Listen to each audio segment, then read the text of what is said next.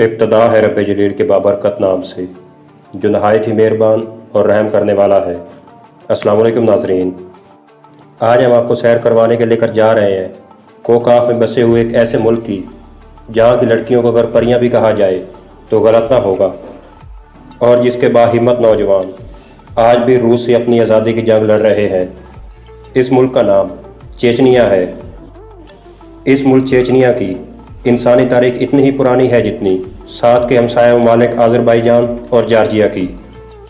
اس ملک کے ایک طرف ریپبلک آف داغستان ہے جسے دنیا آج خبیب کے نام سے جانتی ہے، جبکہ باقی دونوں اطراف میں روسی افواج کی قبضہ شدہ ریاستیں موجود ہیں۔ ویڈیو کا باقاعدہ آغاز کرنے سے قبل تمام نئے آنے والے ناظرین سے التماس ہے کہ وہ ہمارے اس معلوماتی چینل کو سبسکرائب کر کے بیل آئیکن کو بھی دبا دیں تاکہ ہماری نئی آنے والی ویڈیوز بر وقت اور بآسانی آپ کو مل سکیں۔ پہلی جنگ عظیم کے دوران 21 دسمبر 1917 کو داغستان اور چیچنیا نے الگ الگ ریاست کے طور پر اپنی آزادی کا اعلان کر دیا، مگر روسی ریاست سے ان کی علیحدگی زیادہ دیر نہ رہ سکی اور پھر سے روس کا حصہ بن گئے۔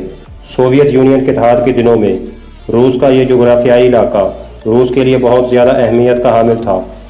تیل اور گیس کے بے شمار ذخائر نے اس خطے کی قسمت ہی بدل ڈالی۔ چیچنیا کے دارالحکومت گروزنی کا منظر کسی یورپی شہر سے کم نہ تھا۔ بلند و بالا عمارتیں اور مضبوط معیشت سوویت یونین کی ترقی کی بڑی وجہ تھی۔ 90 کی دہائی میں جب سوویت یونین ٹوٹ کر بکھرنے لگی تو ایک چیچن رہنما جوہر دودوئی نے، جو سوویت یونین اتحاد میں روسی فضائیہ کے جنرل بھی تھے، چیچنیا کی حمایت میں سوویت فوج سے استعفیٰ دے دیا اور ملک کی سوویت اتحاد سے علیحدگی کا اعلان کر دیا، اور اس اعلان کے ساتھ ہی چیچنیا میں جنگ کا ماحول پیدا ہو گیا۔ سن 1993 میں دونوں ممالک کے درمیان جنگ شروع ہوئی جو 1996 میں ایک معاہدے کے بعد ختم ہوئی۔ اس معاہدے میں یہ طے پایا گیا کہ اگلے 5 سال میں روسی افواج یہاں سے نکل جائیں گی اور کسی قسم کی مزاحمت نہیں کی جائے گی، مگر اس عرصے میں گروزنی شہر کھنڈرات میں تبدیل ہو چکا تھا۔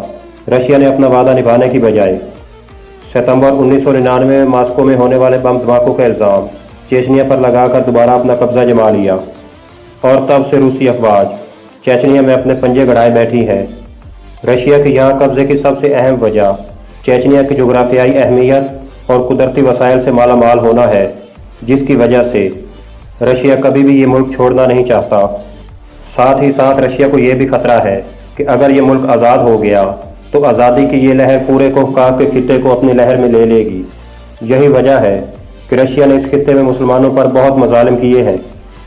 چیچنیا کی 95% آبادی چیچن ہے، جبکہ باقی آبادی روسی اور دیگر نسلوں سے تعلق رکھتی ہے، اور چیچن کے 100% لوگ اسلام سے تعلق رکھتے ہیں۔ یہی وجہ ہے کہ ملک میں مسلمانوں کی تعداد 95% کے قریب ہے، جبکہ دیگر 5% میں آرتھوڈوکس مسیحی لوگ یہاں بستے ہیں۔ چیچنیا میں جب آزادی کا اعلان کیا تو یہاں سے روسی روبل کا خاتمہ کر دیا گیا اور چیچن زبان کو قومی زبان کا درجہ دیا گیا، حتیٰ کہ روسی رسم الخط کو بھی ختم کر دیا گیا۔ رشین کرنسی روبل کی جگہ سوم نامی کرنسی کو منظوری دی گئی، مگر ساتھ ہی رشیا نے چیچنیا پر اقتصادی پابندیاں لگا کر چیچنیا کے تمام اقتصادی راستے بند کر دیے۔ محترم ناظرین، چیچنیا کا نام جب بھی لیا جاتا ہے تو خوبصورت پہاڑیاں اور وادیاں انسانی ذہن میں گردش کرنے لگتی ہیں، اور یہ بات بالکل سچ ہے کہ اس ملک کے خوبصورت پہاڑ اور وادیاں اپنے مثل آپ ہیں۔ چیچنیا کے پرچم کی بات کریں تو اس میں سبز رنگ اسلام کی نمائندگی کرتا ہے، جبکہ سفید رنگ امن کی نشانی ہے جو وہاں کی اقلیتوں کو حاصل ہے، اور سرخ رنگ ان قربانیوں کو ظاہر کرتا ہے جو وہاں کے لوگوں نے آزادی کے لیے دی تھیں۔ رشین زبان میں چیچنیا کا مطلب بہادر شیرنی ہے، جبکہ اس ملک کا قومی جانور گرے وولف ہے۔ وقت کے لحاظ سے یہ ملک پاکستان سے 2 گھنٹے پیچھے ہے۔ چیچنیا کا موسم زیادہ تر معتدل رہتا ہے، البتہ پہاڑی علاقوں میں شدید برف باری بھی ہوتی ہے۔ چیچنیا میں آمدنی کی سب سے بڑی وجہ وہ 15,000 چھوٹی بڑی آئل ریفائنریز ہیں جو ملک میں قائم کی گئی ہیں۔ اس ملک کی سیاحت کی بات کریں تو اس ملک کے غیر معمولی پانی کے چشمے جو غیر ملکی سیاحوں کو چیچنیا میں کھینچ لاتے ہیں، اور اس کے علاوہ خوبصورت وادیاں جو سیاحوں کے لیے دل فریب مناظر رکھتی ہے، اور یہی وجہ ہے کہ ملک کی معیشت میں سیاحت ایک اہم حصہ رکھتی ہے۔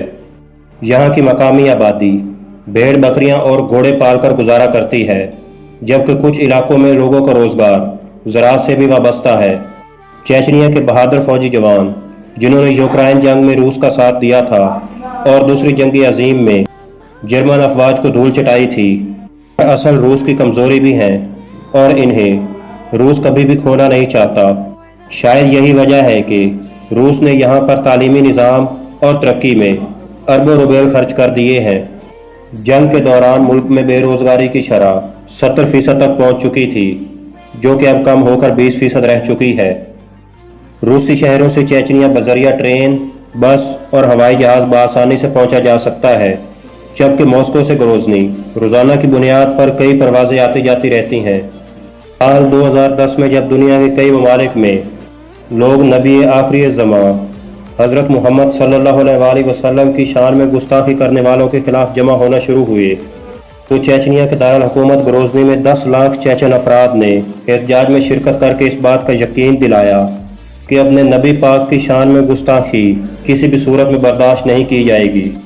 اور آخر میں آپ سب سے التماس ہے کہ چیچنیا، کشمیر، سیپرس، فلسطین اور پوری دنیا میں جہاں جہاں بھی مسلمان اپنی بقا کی جنگ لڑ رہے ہیں، ان کے لیے دعا گو رہیں کہ خدایا انہیں آزادی نصیب فرمائے۔